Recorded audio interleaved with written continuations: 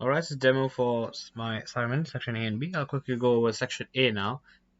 As time is the thing we have to keep in mind. I'll quickly run and show that all that has run. There you go. All of them run.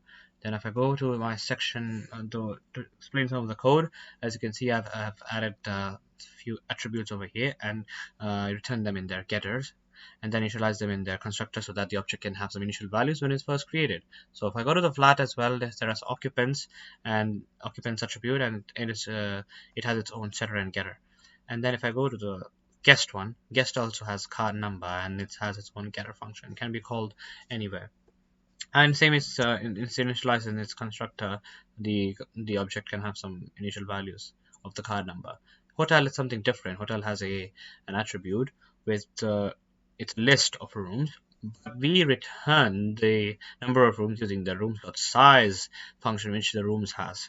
So that's pretty much what section part 1 is about. Moving on to part 2, we have to show some of the methods in room class. And room class, as you can see, I've added an attribute to show the access code. The access code will be 4 times 9, and then we using setters, and we set the code using the set code function, and then we check the code using the check code function. If it's true, like when the occupant's trying to get into the room, we reset to default back to its 4 times 9 over here when something goes wrong. And that's pretty much what it is. In created terms, it has to be 0 because the occupant is first trying to get in, and it is part of the part 1. And yeah, that's pretty much of part 2 of the code.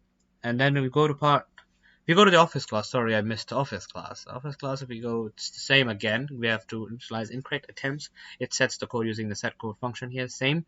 It checks the code, but check code over here is a bit different. So let me go to the logged out function here. Logged out function will check if the incorrect attempts are greater than 5. Then this comes as true. This will be called. Yeah, it will return true. This will be called, and incorrect attempts will be plused, and it will return false. It won't let the occupant in. Same is the case with this part of this branch of the if condition as well. And if you go to the else if part, if the latter is true, if this goes fully wrong, then this will be executed, and incorrect attempts will be set to 0, and it will return true, and the occupant will be let inside the room. Reset to default will reset to its stored code, which I have given here 1, 2, 3, 4, and then the incorrect attempts will be set to 0 because if they want to change something. Yeah, that's pretty much part 2. If you go to part 3, adding the property, it will check. This is a list of properties, so it will check if it contains a property. If it contains that, why would it add it again? So it won't add again. So else part is executed and adds a property. If you go to remove property, it will check if it really contains, then it will remove it. Otherwise, it will like something's not there. Why would I remove it? And for clearing this set of properties, it will use the create function, because as property is a list, you can just you call the clear method on it. For getting the number of own properties, a size function can be called, and we get the whole number of own properties. Sorry for my speed, I have to go fast due to the time. Thank you. That's my section A. Okay, so this is my section B of the assignment, where I have to explain, run the JUnit test and show. So I'll quickly go over and run the tests over here. Oh, sorry, that's the wrong one. Over here. As you can see, all 33 tests passed, which I had written over there. So then I'll go for explaining some code. As you can see, the object class code here. In this one, I created some objects, and then I created an object 1, and then I created object 2, and I call object 1 in it as it's one of its members. So, and then I check if object 1 dot equals null, so that I can confirm that it's not null, but it's false because there is something. It's created a size of something which has to hold some values. And then I check if object 1 is equal to object 2, because I've called object 1 here. Object was obviously null, so it has to be null again. Not null, I mean empty. It doesn't have any values yet.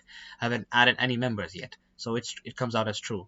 And I use the add member, and I've added some value data in object 1, and then it will check if assert false. If a dot class is equals class, will obviously come out as false. Then I called assert true on it. It will now assert false on it.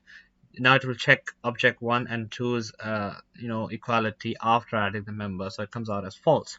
Then I used to cover the copy method. I've made a object test object, and then I've added some values in it, and then I initialized a copy object, and I called the copy function, which is there in the JSON object class, and then I've used assert equals to check their equality, and it comes out as true. And then that test case passed, as you saw over there. Then same is the case with a membership test. In the membership, I test the add member functions, and I test has member function, which will check. For example, in this case, it'll check if this object value object has a member with the name fashion. So yeah, as you can see, it's there.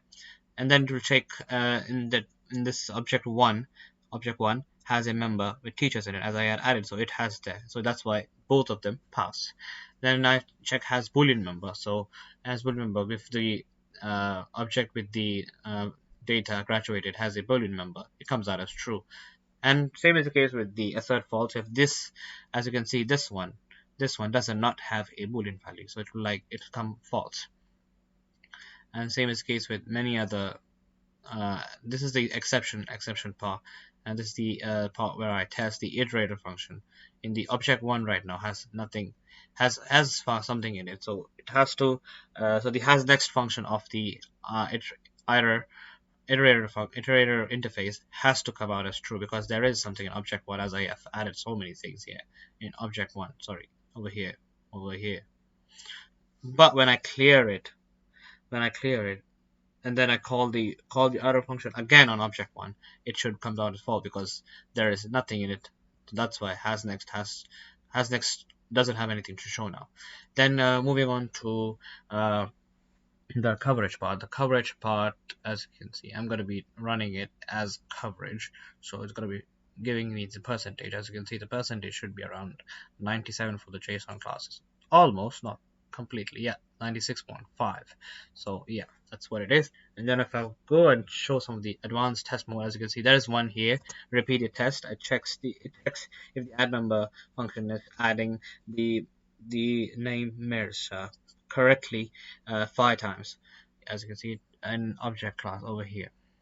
Then I believe the other one is in if I correctly remember, yeah, over here, I guess, testing the exception.